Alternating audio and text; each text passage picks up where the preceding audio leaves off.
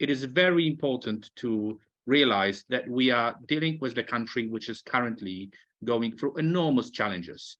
It's fighting the war, fighting the Russian aggression, involved in a serious reconstruction efforts, dealing with European integration, and trying to finish political, social, and economic reforms, which unfortunately Ukraine was prevented from doing over the last 30 years because of, to a large extent, Russian political interference. And the big picture is that there is a growing public support for fully functioning democracy in Ukraine. Our recent survey showed that 94% of Ukrainians would like to see Ukraine as a fully functioning democracy. Ukraine has achieved a lot, went through a number of revolutions, Maidan's Orange Revolution in 2004, Revolution of Dignity in 2014.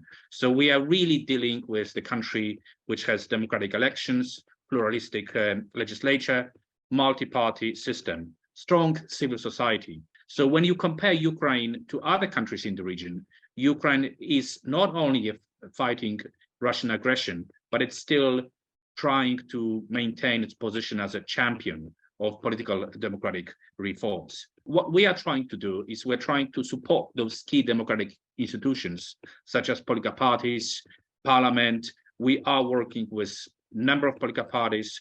Political pluralism is one of the Ukraine's most substantial strengths. Ukraine made enormous progress in terms of gender equality. We've seen positive developments. The current parliament, and Solomia is the best example of a very strong women leadership in the parliament and amazing women leaders. We've seen an increase from 12% to 21%.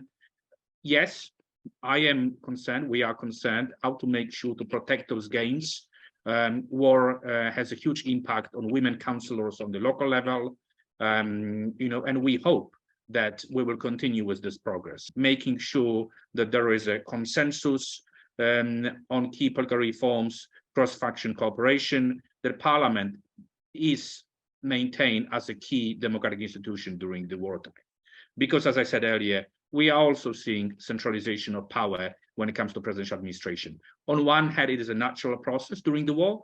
On another hand, we all hope it's only limited to wartime, and we will see the system decompressing and going back to strong parliament, strong, accountable democratic institutions. I remain optimistic because, one of the things which makes Ukraine unique is a very strong citizens' engagement.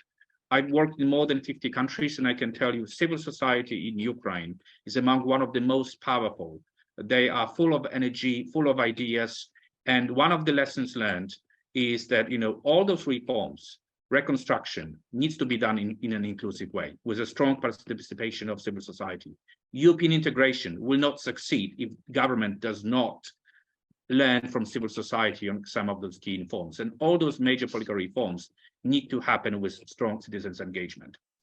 This also applies to anti-corruption reforms. We are involved, we work very closely with civil society on anti-oligarchic legislation. There are some concerns that the current law is far from being perfect.